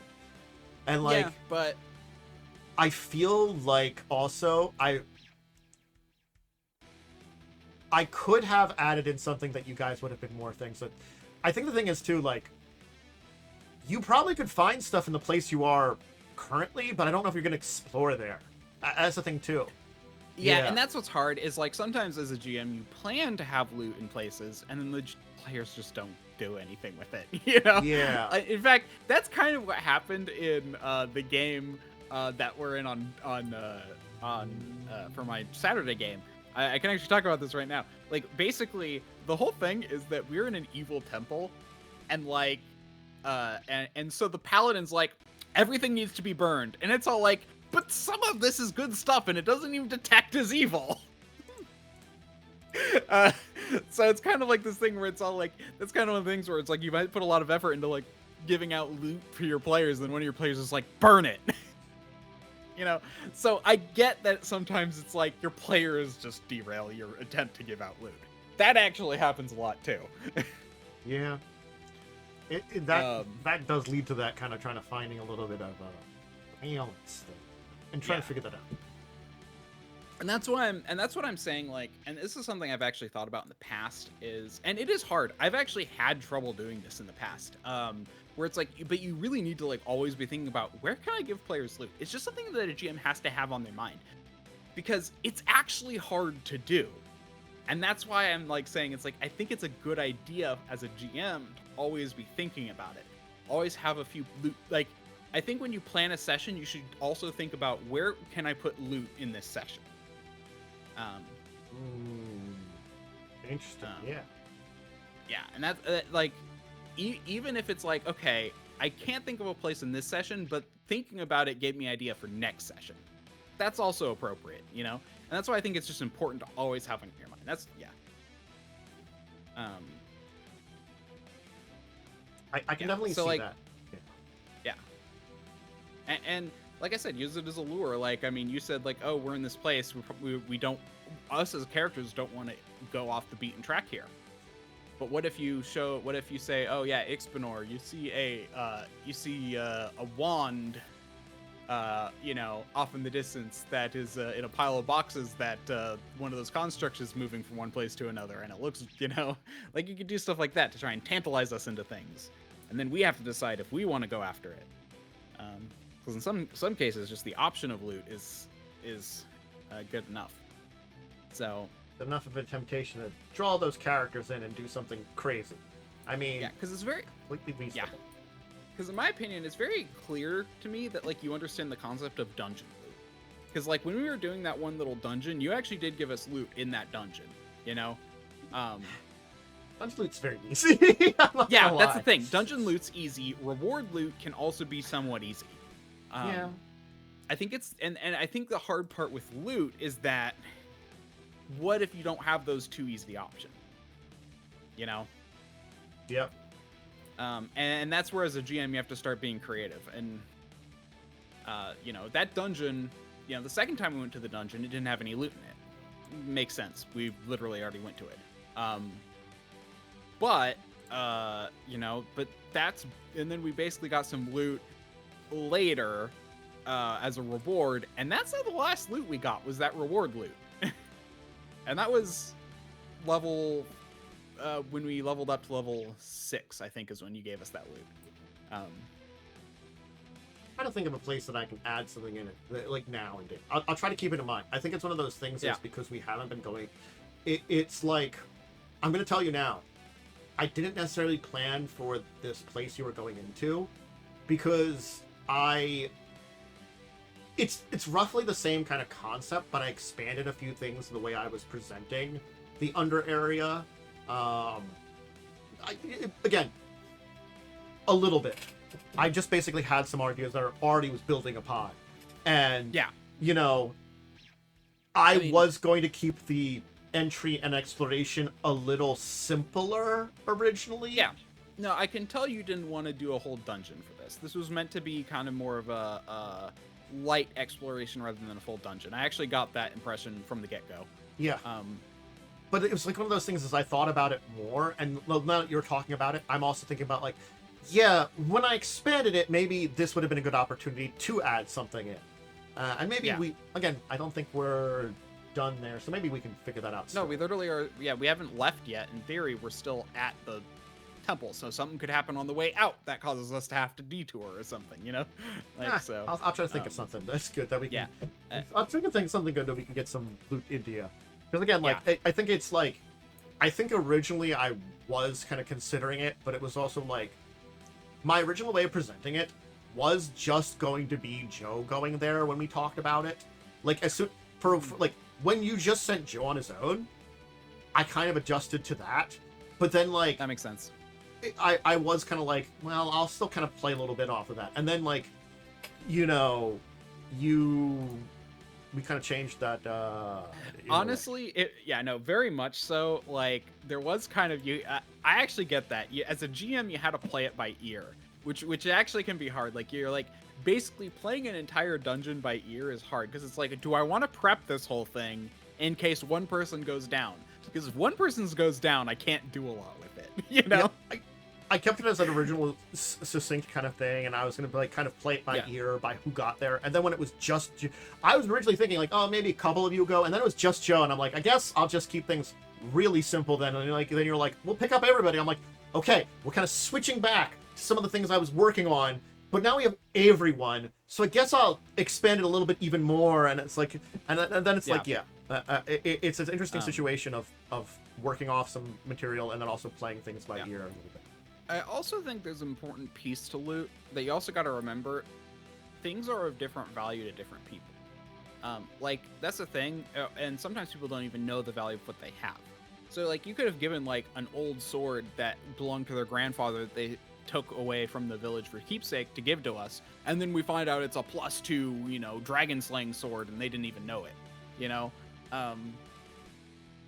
So it's like, you know, like with the going back to the villager people thing, you know, people can have, so that's the other thing about loot. It's all like, you know, it's more sometimes presenting it and what it actually is can actually be different. So that's where it's like, when it comes to rewards, sometimes you can have a small reward being like, oh, this is this trinket I've had in my family, you know, like a rich person being like, oh, you can have this trinket, I've had it in my family forever, it's been collecting dust, and you find out it's like, you know, oh no, this is exactly what we needed, you know? So, yeah, that's another thing about loot, is, you know, if you can have someone not know the value of what they have, or... Yeah, so... And yeah, I did warn you that I would rag on you a bit in this. It's fine. I kind of... It was one of those things I had been kind of thinking about in the background, but it was like, you know, in the moment, I haven't been, like, considering things very well, and I knew that, too. So it's sort of like... It's like, God, I keep forgetting, like, the good uses, you know? Yeah. It's very much like, that's why I remember mentioning my whole, like, game, the whole way I organize games, how I'll have, like, an Excel spreadsheet that I, like, use. One of the sections is items that I can give to the players. So I always try and add, like, 1 or 2, or I have for 10, but I've never added more than, like, 2, or more than, like, 5 to the list of things, like, I could find a way to give these to people, you know, in this session, based on what I'm thinking is gonna happen. You got something already, but it's more of like a neat MacGuffin rather than actually anything practical. Well, yeah, it's a MacGuffin rather than a stat booster item, which for Pathfinder is you got magic math. That's about it. Yeah, it's like magic math, cool, great. That helps, sort of. Yeah, well, I mean, again, it helps with the quest. And that's the thing is, like, I recognize that, like, we're going probably to go into a dungeon soon, and we can probably get loot there. It'll be fine. Yep. But I just like reminding you, it's like, probably should give something. Yeah, I think the big thing in my thing is I'm worried you're going to throw things at us that are outside of our difficulty because we don't have the equipment we need. That is a thing that I have As a player, that's what I'm traditionally- worried about. I think I'm decent at it with Pathfinder 1E, because Pathfinder 1E has some pretty good numbers for equipment. But like 5E, Pathfinder 2E, I'm not as used to how to balance out equipment in either of those systems. Yeah, 5e's hard because, like, you can go the entire game and, like, halfway through it, you get a +1 item and you're fine. You know, it's like, you can go to level 20 with a +1 item in 5e. Yeah. There are also times in 5e where you're fighting things and you're like, well, we're screwed without a magical weapon. It just depends on the things you throw at people, you know? Yeah, what's hard about 5e is basically, if you give your players a +3 sword, you can throw a lot more at them because they're that much more likely to hit. And that's actually a good increase, you know? Yeah. Especially since the game is kind of balanced around a +1 item. Yeah. And second edition, I just have to kind of understand where its system lies. It's a lot. Yeah. Funny enough, here's what I would say. Look up in the GM core the alternate rules for progression without items. Okay. And that actually tells you about what, and that's just basically a chart about what level you should get certain pluses. Okay, that's a good one. Because it's basically like, because you're not giving them items, they need these pluses at these points. Ah, that's smart then. That's good. Yeah. So Okay. it's kind of like it's something I've seen like people reference for like, because that's the thing. If you look at the items for like potency runes and stuff, there are those levels. You know, it's like it's basically a collection of all the levels of all the things you need. That honestly isn't often given, isn't directly stated anywhere else. So it's kind of weird. Like they state it in all the separate areas that, oh, you should give these items out at these points, but they don't. Yeah. So I can kind of see where it's like. Because what's interesting in that is like, oh, they should have, you know, 2 items at +5. Yeah, or no, sorry, 2 items at +1 at this point, you know, or two skill items at +1 at this point. But yeah, no, and this can be applied to like all games, because like even if it's something like Traveler where equipment is more optional, or you know, Stars Without Numbers, or World of Darkness, you know, where like equipment is kind of more of an optional thing that's sometimes nice. It's still important to give out loot. Agree. There's usually some kind of reward is always good, and you know, I think that goes back to our previous conversation on rewards and stuff like that. You know, we've had one there too, but definitely it's one of those things to kind of consider. Rewards always good. Yeah, Just and that's why and that's kind of why I wanted to bring up this topic anyways, not just to rag on you, but also to basically to say, as a GM, you really should be thinking that, like, when you're making a session, one of the things on your mind should be, where can I put in loot? I think that's an important thing that all GMs should think about. Mm-hmm. You have any comments, Momo? Not really. I don't really have any thoughts on this one. Okay. I just kind of put loot in places. Which is also and that's the fun. thing. They're in a dungeon. Cool. There's a grave there. Oh, there's a thing in the grave. Yeah, I mean, that's the thing. If you are someone who likes to run a lot of dungeons like I do, it does become easier to do. Like, my current game is easy because it's taking place in a part of the continent that's currently in a war against demons. So if I just want to give a loot pile to the party, I could just be like, oh, you're walking and you stumble upon a quiet battlefield. Go loot the bodies. Yep. I'll tell you what you get. I mean, and that's kind of where the creativity of loot comes in. Sometimes it's all like, you know, that could have been a way. It's like, oh, there was we run into some guards who have killed a group of orc spies, or not orcs. I keep saying orcs. Hobgoblin spies. And they are, do you want to try and steal the loot from them? You know, it's like, yeah. So there's always, you can always, you really do have to be creative as a GM. Yep. For this kind of thing. Yep. Alright, that sounds like a good place to leave that topic for today. Shall we talk about our... And overall, I do want to say, I've been pestering you about this, like, in, like, the separate chat where I'm like, hey, just an update. We should have these by these levels. It has sometimes disappeared in the thing of talking, and like so that's Yep. why like I've remembered it occasionally to give you things, and other times I have missed it and forgotten about it, and I've Yep. forgotten about it for a while now, and I just Yeah. realized, yes, Yep, because we're coming up on level 8, which requires a few extra things. So that's why I'm like, it's a good Yeah. point in time to be thinking about it more. Yep. Oh, yeah, we talk about our week in gaming. Woo-wee. Ow, just cracked something. Did anybody do anything last Sunday? no. I did not. And we have Joe's game tomorrow. Yeah. How about last Monday? Monday was my game.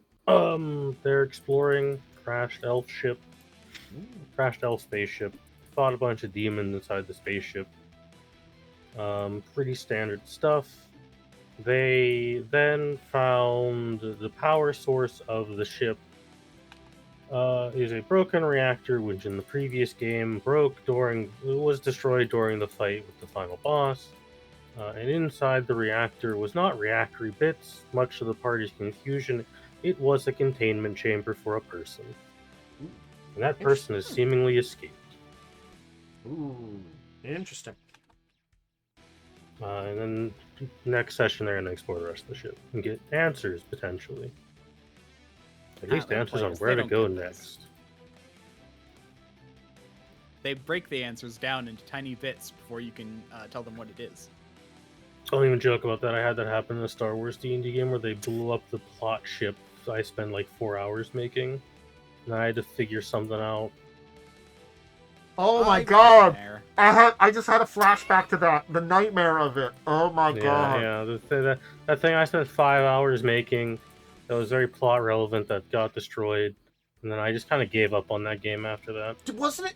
There was no reason to destroy it, was No, it there? was just because it was funny. Oh my god, I forgot it was that bad. Oh.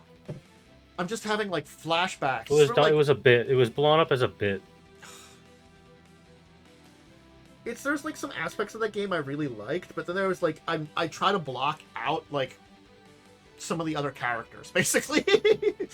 You know, it's sort of like I remember River had a great character, and I was there, and Lightning played 2 characters. Lightning played 2 What, characters. the first one left because of someone's shenanigans.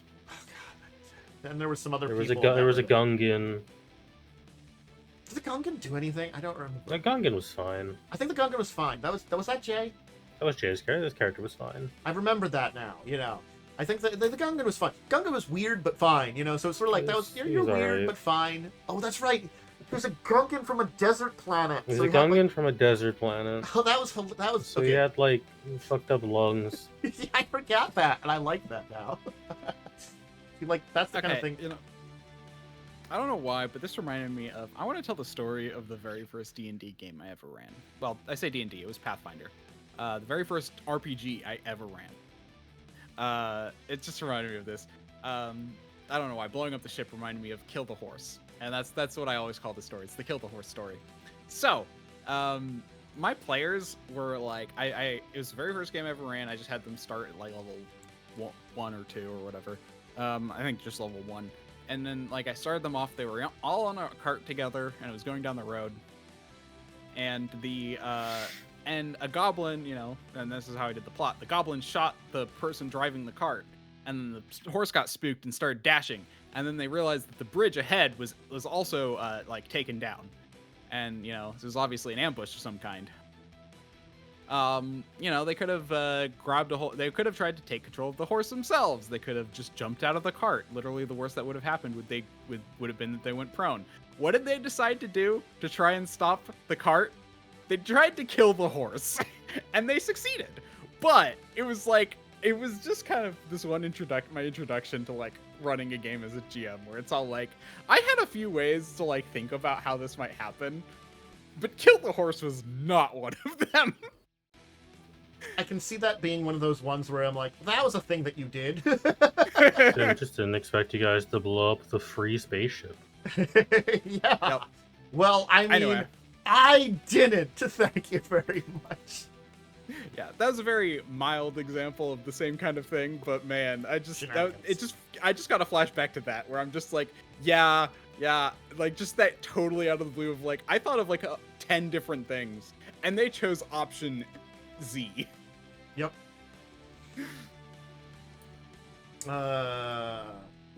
Yeah. Sometimes, again, it's the thing of like, I think that's why nowadays I do plan for stuff, but I don't go very in-depth plans because you never know what your goddamn players are gonna do. 90% of my deep planning is dungeons generally, making I have maps and stuff. gotten much better as a GM of when someone does something, I will just simply be like, hey, can you not do that? Please. You do sometimes have to do that. I have as a GM, like that's the thing. I have a GM. I've learned that you kind of sometimes do need to be like, hey, I'm here to have fun too. Yeah. You just have to remind people that sometimes, unfortunately. Yeah. I'm here to have fun. Anyway, how about Tuesday? Anybody do anything on Tuesday? Tuesday was Cell's game, which is Hell's Rebels. The tone of Hell's Rebels is a little all over the place at times. It's a very serious campaign about deposing the Thrune government in the city, but also some of the dungeons are a little bit like jokey and overly silly. Like the dungeon we did on Tuesday was like a curiosities museum full of fake cryptids. Okay. And just like mislabeled creatures as like mermaids or artifacts. It's just like a roadside attraction dungeon where this is not correct, but it's kind of funny. Because I guess the Asmodeans are using it as a base for some reason. Don't really know why. I don't remember why. I think it has plot relevance. Like there's some archivists who used it as a base, so the Asmodeans took it over. But we fought through that. Dungeon. We killed a bunch of things, and then we found a cleric of Asmodeus who really didn't want to die. He made maybe like, thinking back on it, is 100% just the book being Pathfinder. It was a really stupid deal of like, oh, if you let me go, I'll tell you exactly how many people are in the basement of this building to go fight, which is a fine deal. But the way he like sells it to not kill him after you give him the information is, if you kill me, my god will be angry and mad at you. And I'm like, you're at most a level 5 cleric. He doesn't care about you. He doesn't care that you exist. Does. Like at most you are 5th level. Gods don't start caring about you until you're like 10th level. And even then, they're like, you seem useful. Keep up the good or bad work in this case. It's just goofy. I could see it have been like, if you kill me, it'll bring more attention to your rebellion. Which that would be a good angle to go on. But that's not the angle they use in the book. Again, it's the thing that I do think about. Like, it is still first edition, though, and I feel like even if we talk about like how first edition lasts until like not that long ago, like let's say like 5 years ago, even 5 years ago, it was a different tone to a degree. It was a better tone, but like there have been some good lessons that have been kind of learned in the more recent history that like it's hard to sometimes think about, It's like, oh yeah, without all this crap that doesn't suck. It's been a fun AP. I think it's been one of the more fun adventure paths I've been in, simply because it's not like 8 combats in one session like a lot of APs are. It's more like, hey, once per day you're gonna have a fight, so you can kind of just go wild with your abilities in this fight. And that's how the balance is designed around in that AP. Does it make the game really easy? Kinda. But does it make it like more fun? Yeah. It does make it more fun when you can just, when the sorcerer gets to use their spells instead of having to like save them for every encounter.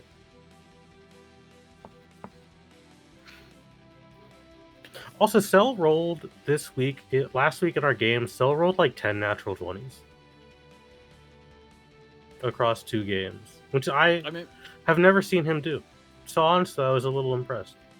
I mean, that leads us into Wednesday, where Joe rolled 3 natural ones. Hell yeah, that's more what I expect out of people separated I know who play these by games. 1. I think it was a 5. Yes, it was like 1, 5, 1, 1. That's like watching. That's like watching Jay play D&D. It was just it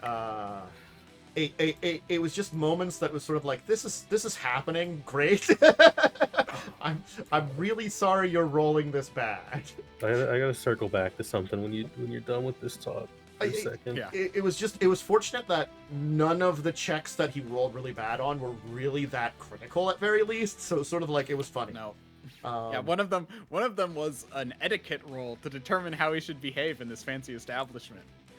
It was he rolled a 1, and so the guy that was with him was like, who was fancy schmancy, was like, now I have to re-educate you on how to do it, because he thinks that Joe somehow stumbled on this with good checks, that this guy thinks he's a slumming noble from like a Boondocks town, that maybe he doesn't know enough, that he's become like the folk hero and helped out a bunch of people.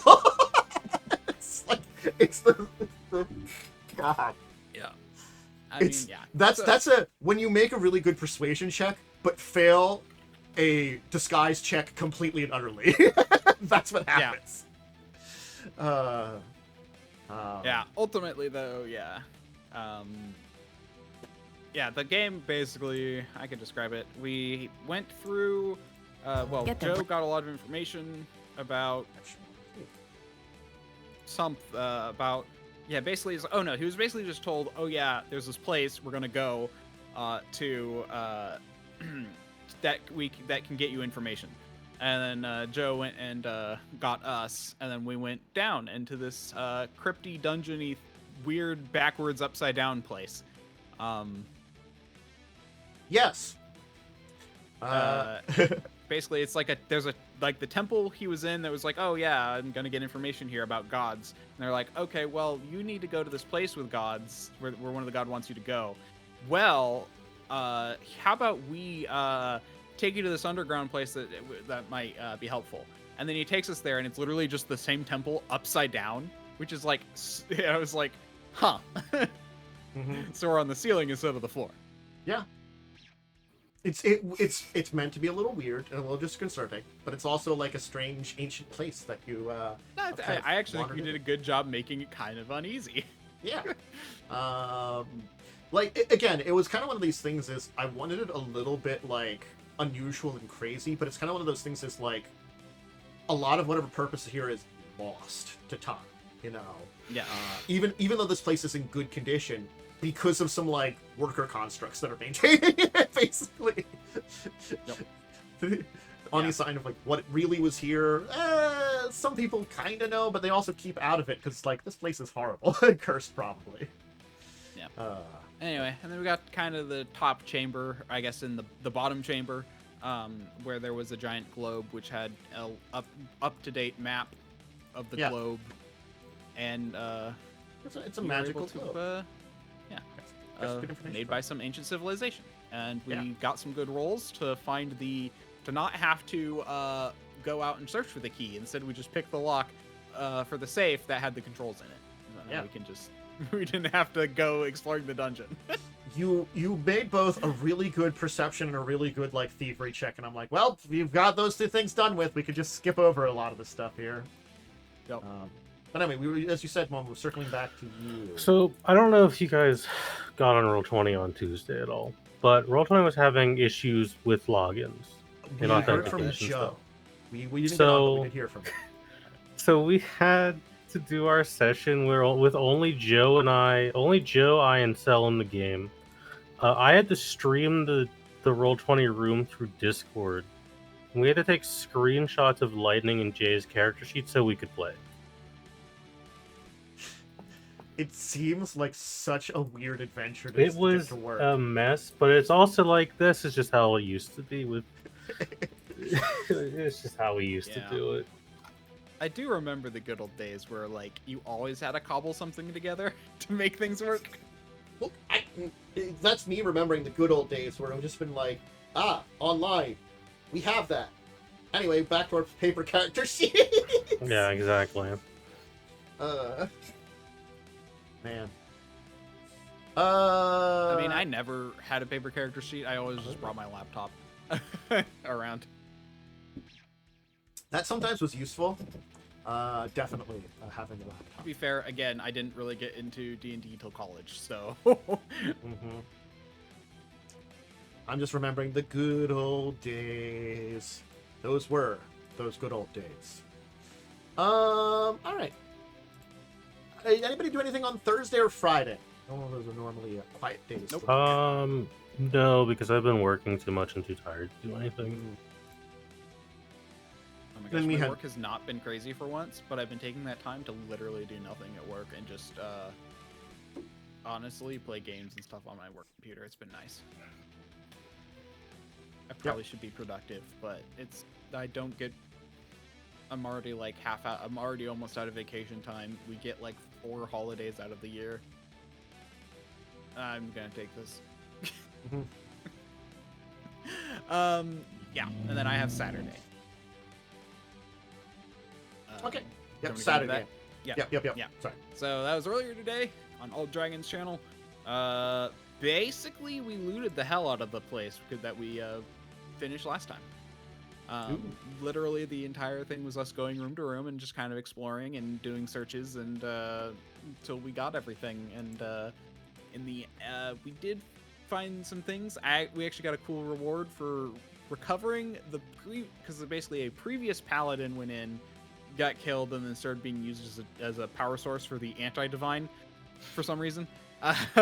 So by rescuing him, one of the gods one of the god's servants came down and gave us a gift that boosted a stat of our choice by 1. Look, guys, I know you did a good job here and you did something, so there you go. All right, you go on your way now. Bye. Yeah. And so Power of divinity with you.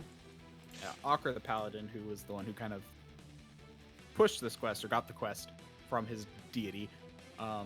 He worships Norse deity, so it was literally the thing we got was mead from mead from heaven. That basically that allowed us when we drank it, we got a stat boost.